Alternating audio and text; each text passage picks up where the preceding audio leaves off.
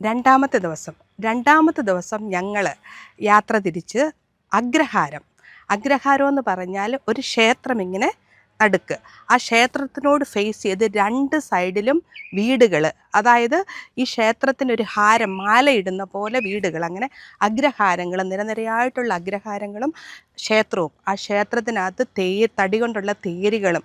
ഞങ്ങൾ ചെല്ലുമ്പോൾ ആ ക്ഷേത്രത്തിൻ്റെ ഒരു റീമോഡലിംഗ് നടന്നുകൊണ്ടിരിക്കുമായിരുന്നു. എന്നാലും ക്ഷേത്രത്തിനകത്ത് കടന്ന് അത് കാണാൻ പറ്റി.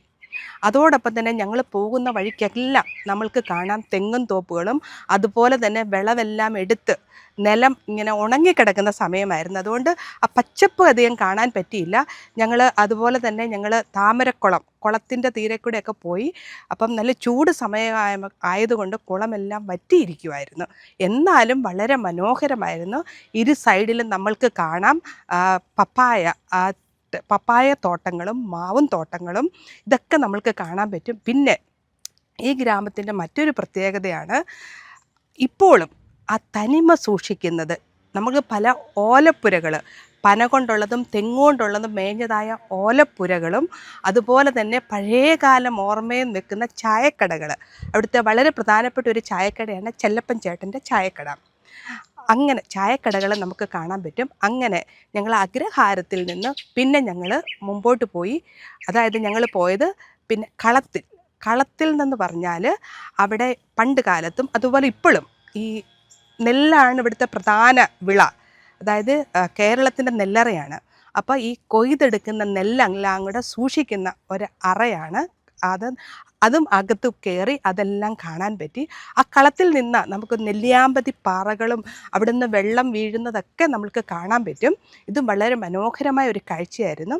അവിടെ നിന്ന് പിന്നെ അടുത്തതായിട്ട് ഞങ്ങൾ പോയത് സീതാർകുണ്ട് എന്ന് പറയുന്നത്, അതായത് പാറകളുടെ ഇടയിൽ കൂടി വെള്ളം വന്ന് വീഴുന്നത് വളരെ മനോഹരമായ ഒരു സ്ഥലമാണ്. പ്രകൃതി ഭംഗി നിറഞ്ഞു കവിഞ്ഞൊഴുകുന്ന സീതാർകുണ്ട്. അവിടുത്തെ അതായത് ഈ സമയത്ത് അധികം വെള്ളവും വെള്ളച്ചാട്ടവും ഇല്ലായിരുന്നത് കൊണ്ട് വളരെ നന്നായിട്ട് ആ വെള്ളത്തിലൊക്കെ ഇറങ്ങി കളിക്കാനും, അതുപോലെ തന്നെ നമ്മൾക്കതിവിടെ നല്ല ചെറിയ ചെറിയ മീനുകളുണ്ട്. അവിടെ നമ്മൾ പോയി നമ്മുടെ കാല് കൊടുത്താൽ ഒരു ഫിഷ് സ്പാ ഫ്രീ ആയിട്ട് കിട്ടും. ഞങ്ങളുടെ കാലുകളൊക്കെ വെച്ചു, മീനുകളൊക്കെ ആവശ്യത്തിന് ഭക്ഷണമൊക്കെ കഴിച്ചു. ഞങ്ങളുടെ കാലും വളരെ വൃത്തിയായി. ഇത് നല്ല ഒരു അനുഭവമായിരുന്നു. ഇവിടെ അഗ്രഹാരത്തിന്റെ ഒരു താമസിക്കുന്ന ആളാണ്. നമുക്ക് മാഷിനോട് ചോദിക്കാം അഗ്രഹാരത്തെ പറ്റി. അപ്പൊ അഗ്രഹാരം എന്ന് പറഞ്ഞാൽ അതേപറ്റി കൂടുതലായിട്ടൊന്ന് അറിയാൻ ആഗ്രഹമുണ്ട്. അഗ്രം പറഞ്ഞാൽ അറ്റത്ത് ദേവനിരിക്കുന്നത് ഹാരം പോലെ വീടുകൾ നിർമ്മിക്കുന്നതാണ് അഗ്രഹാരം. അമ്പലത്തിൻ്റെ രണ്ട് സൈഡിലും ആ ഭാഗം കവർ ചെയ്തിട്ട് തിരിച്ചു വരുമ്പോൾ ഇവിടെ നിൽക്കുന്ന വീടുകളെല്ലാം ഒരു ഹാരമായിട്ട് ദേവന്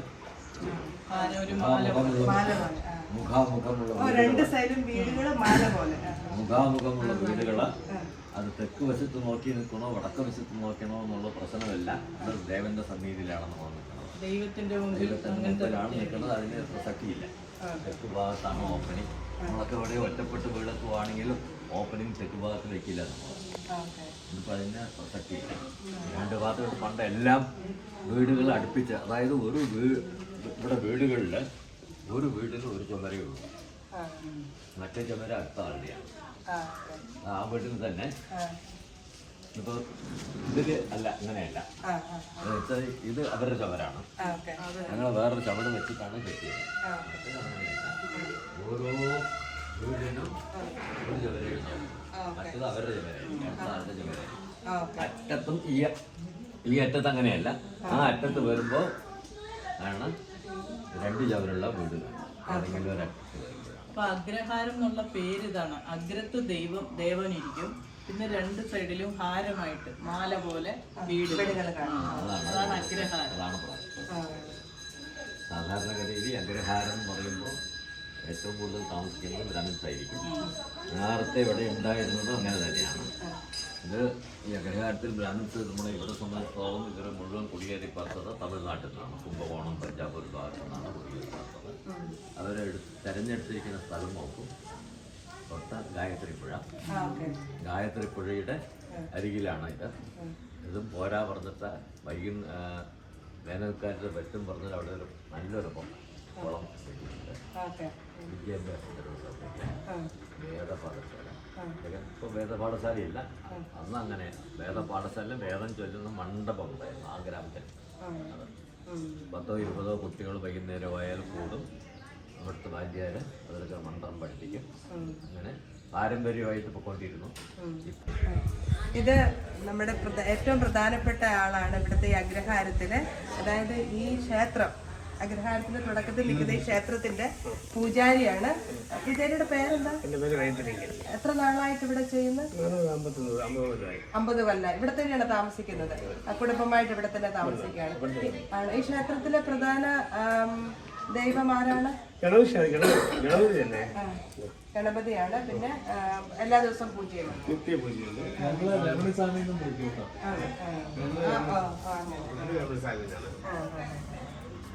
പിന്നെ ഇവിടെ തൈപ്പൂയ വിനായക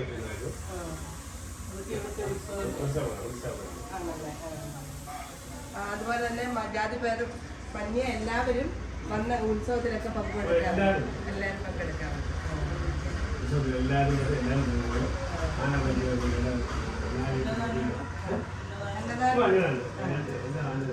പിന്നെ പായസം ഉണ്ടാക്കാറ് എല്ലാ ദിവസവും. എനിക്ക് എന്തായാലും പായസം കഴിക്കാനുണ്ട്. അതിനൊത്തിരി താങ്ക്സ്. ആലമ്പള്ളം എന്ന ഈ സ്ഥലത്തിന്റെ പേര്. ഇവിടെ വരദരാജ പെരുമാൾ, അതായത് മഹാവിഷ്ണുവിന്റെ ഒരു അവതാരമായിട്ടാണ്.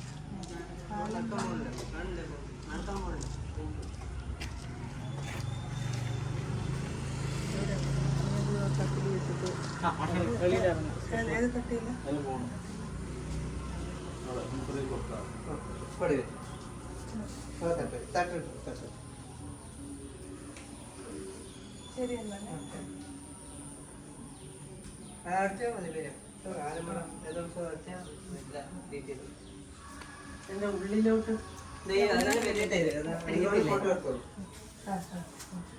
ബോർഡ് വെച്ചിട്ട് അതാണ് ഏറ്റവും വലിയ ഇതാണ് രഥമാണ്. ദേവിയെ എഴുന്നള്ളിച്ചുണ്ട്, ദേവനെയൊക്കെ.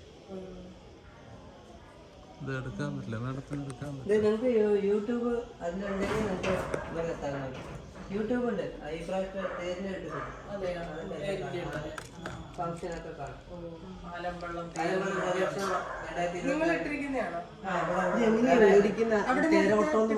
വലിച്ചോണ്ട് പോകും. അത് വരും, ഫോട്ടോ ലൈനേ വരും.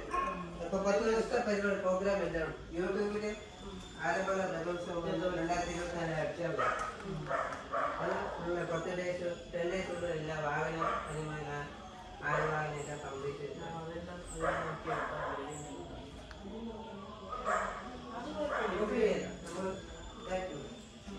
നിങ്ങളുടെ വീഡിയോ ഉണ്ടോ? വീഡിയോ ഇല്ല.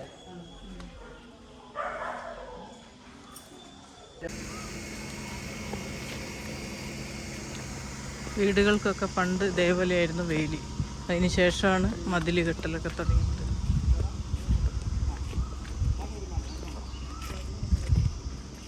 ഇത് ഓല മേഞ്ഞ ഒരു ചായക്കടയാണ്. ഓലപ്പുരകളൊന്നും ഇപ്പോൾ കാണാനില്ല. ഇത് അല്പം ഫേമസ് ആണ്. നമ്മുടെ ചെല്ലപ്പേട്ടൻ്റെ ചായക്കട എന്ന് പറയും.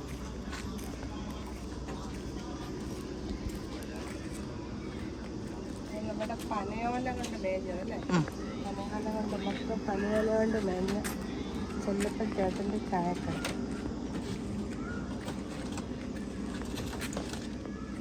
ഇതും പനയോല കൊണ്ട് അവരുടെ ബാക്കി വീടും പരിസരങ്ങളും ഒക്കെ. വീടും പനയോല കൊണ്ടാണ്.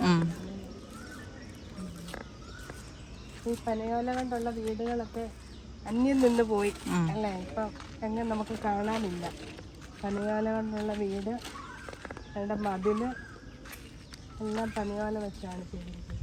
പാലക്കാട് നിറയെ പനിയുള്ളത് കൊണ്ട് പനയോല കിട്ടാനും വലിയ ബുദ്ധിമുട്ടില്ല. അകത്ത് കിടന്നാൽ നല്ല എയർ കണ്ടീഷൻ വീട്ടിൽ കിടക്കുന്ന പോലെയാണ്. അതെ.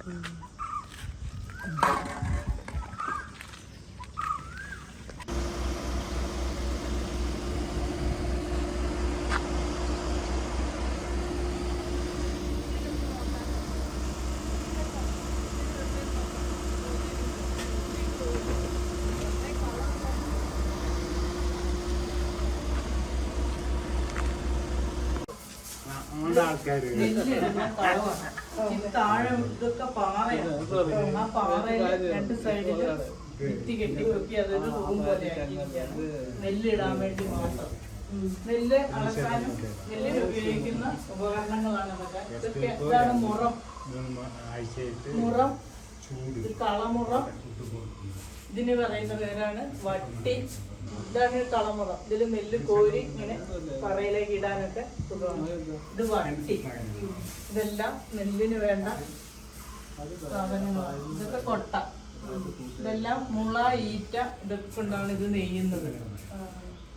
പിന്നെ അത് പറയല്ലേ അത് പറ, അളക്കുന്ന പറ. നെല്ല് ഇതിനകത്ത് വന്ന് കൂട്ടി, നെല്ല് ഇതിൽ കൂട്ടിയിടും. കൊയ്യുന്ന നെല്ലെല്ലാം ഉണക്കിയിട്ട് ഇതിലാണ് സൂക്ഷിക്കുന്നത്. നെല്ലിയുടെ ആവശ്യമുള്ള പോലെ എടുത്ത് കുത്തിയെടുക്കും. പിന്നെ കൊടുക്കുമ്പോൾ ചാക്കിലാക്കി മില്ലിലേക്ക് കൊടുക്കും. മുരളിയുടെ അച്ഛനാണെന്ന് അറിയാം. സോണ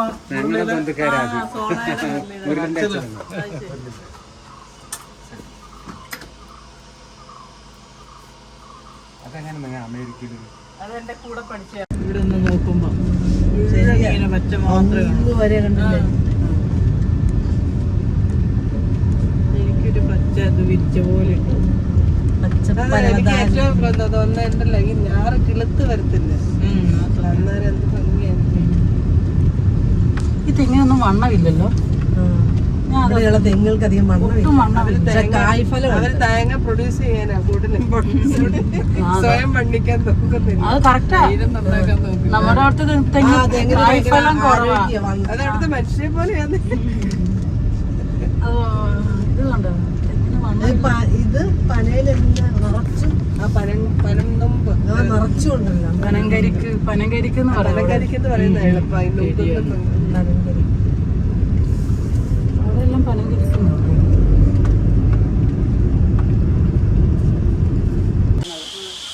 അതാണ്ട് ഈ കാല് കൂടുതലുള്ള കാലിലെടുക്ക. എടുക്കാൻ പറയുമ്പോ അമ്മ ഓടി പോകുന്നു.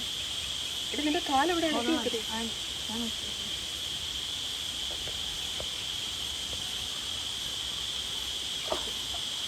വെള്ളമൊക്കെ നകത്തി കൊടുക്കല്ലേ, ഇടയിൽ നിന്നൊക്കെ എടുത്തിട്ട്.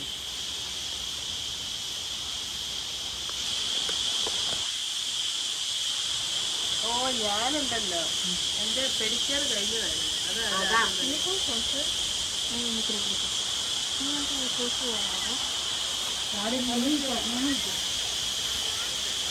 എന്റെ കൊച്ചിന് എന്റെ കാലം നടക്കുന്നു.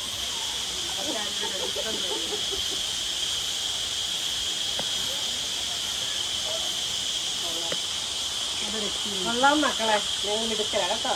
നിങ്ങളുടെ വയറ് നിറഞ്ഞോ?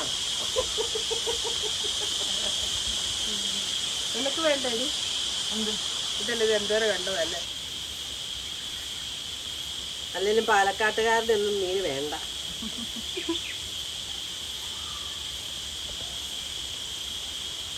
ശരിയാണ് കേട്ടോ. അവര് നിങ്ങളുടെയൊക്കെ കാലിലാണ്.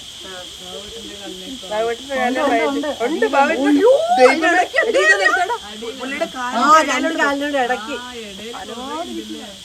നീ ബാവൂട്ടിന് എങ്ങനെ വിചാരം പറയാതെ ബാവൂട്ടിന് ഇങ്ങനെ കാല് ഇഷ്ടം പോലെ കൊണ്ടുവന്നിട്ടുണ്ട് മത്സ്യങ്ങളൊക്കെ. വേണ്ട അനങ്ങാതെ.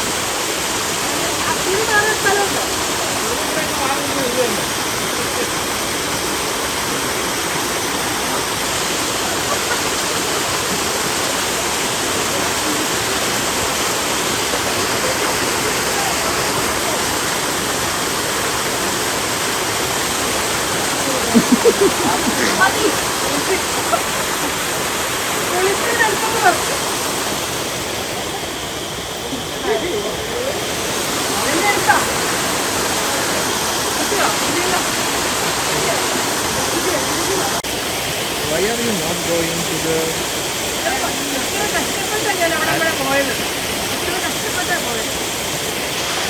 ഞാൻ ഓൾറെഡി പോകാറുള്ളതാണ്, അതുകൊണ്ടാണ്. Lazy Ria. Such a lazy girl. Huh?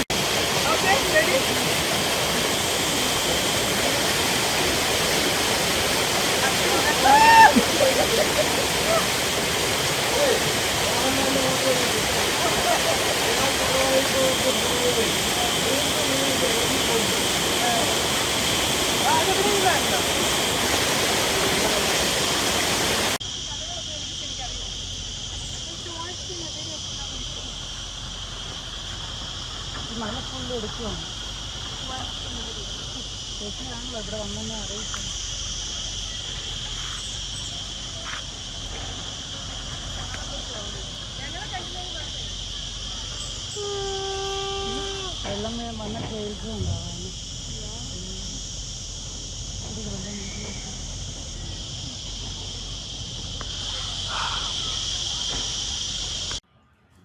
അതെ, പാലക്കാട് സിറ്റിയിൽ നിന്നും 25 കിലോമീറ്റർ യാത്ര ചെയ്താൽ നമുക്ക് കൊല്ലങ്കോട് എന്ന് പറയുന്ന മനോഹരമായ ഈ ഗ്രാമത്തിലെത്താം. അതായത് എൻ്റെ അറിവിൽ ഈ ലോകത്തിലെ തന്നെ ഏറ്റവും മനോഹരമായ 10 ഗ്രാമങ്ങളിൽ ഒന്നാണ് കൊല്ലങ്കോട്. ഇപ്പോഴും തനിമ നഷ്ടപ്പെടാതെ ഗൃഹാതുരത്വം നിറഞ്ഞു തുളുമ്പുന്ന ആ നാച്ചുറൽ ബ്യൂട്ടി കാത്തു സൂക്ഷിക്കുന്ന വളരെ മനോഹരമായ നല്ല അതുപോലെ തന്നെ നല്ല ക്ലീനായിട്ടുള്ള ഒരു ഗ്രാമമാണിത്.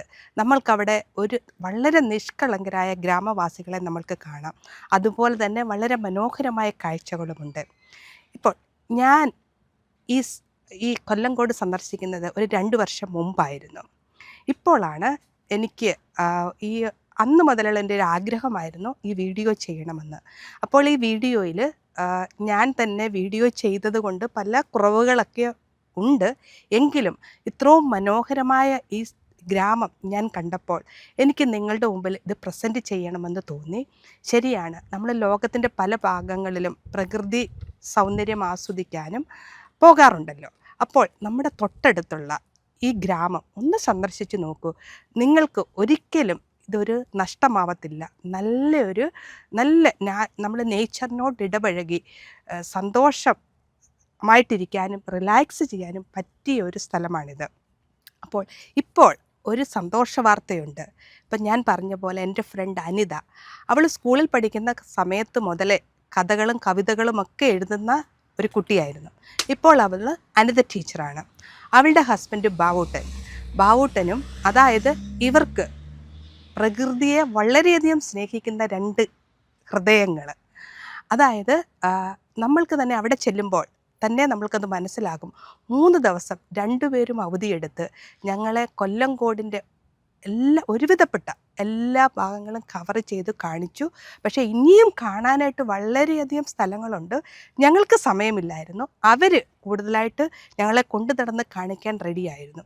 പക്ഷേ ഇപ്പോൾ എനിക്ക് നിങ്ങൾക്കൊരു സന്തോഷ വാർത്ത പറയാനുള്ളത്, നിങ്ങൾക്കും കൊല്ലങ്കോട് പോകാൻ ആഗ്രഹിക്കുന്നു എങ്കിൽ ഇതാ എൻ്റെ ഫ്രണ്ട് അനിതയും അവളുടെ ഹസ്ബൻഡും നടത്തുന്ന നിറ എന്ന് പറയുന്നൊരു ഹോം സ്റ്റേ. അതെ, വളരെ മനോഹരമായ അവരുടെ തറവാട്, അതായത് ഒരു ഏകദേശം 100 വർഷത്തിൻ്റെ മുകളിൽ പഴക്കമുള്ള അവരുടെ തറവാട് തന്നെ അവർ റീമോഡൽ ചെയ്ത് ഒരു ഹോം സ്റ്റേ ആക്കിയിരിക്കുന്നു. അപ്പോൾ നിങ്ങൾക്ക് താമസിക്കാനുള്ള സൗകര്യം, അതുപോലെ തന്നെ ഹോം മെയ്ഡ് ഫുഡും അവർ തന്നെ പ്രൊവൈഡ് ചെയ്യുന്നു. ഫുഡുമുണ്ട്, താമസിക്കാൻ സ്ഥലവുമുണ്ട്. അതെ, വളരെ മനോഹരമായ കൊല്ലങ്കോടിൻ്റെ ബ്യൂട്ടി എൻജോയ് ചെയ്യാൻ നിങ്ങൾക്കൊരു സുവർണ അവസരം. നിങ്ങൾ ഗൂഗിളിൽ നിറ ഹോം സ്റ്റേ സെർച്ച് ചെയ്താൽ നിങ്ങൾക്ക് ബാക്കി വിശദ വിവരങ്ങൾ അറിയാവുന്നതായിരിക്കും. ഇനി അഥവാ നിങ്ങൾക്ക് ഇതേപ്പറ്റി കൂടുതൽ ക്വസ്റ്റ്യൻ ഉണ്ടെങ്കിൽ ചോദിക്കൂ. ഞാൻ അനിതയിൽ നിന്ന് ചോദിച്ച് കറക്റ്റായിട്ട് റിപ്ലൈ തരുന്നതായിരിക്കും. Thank you for watching.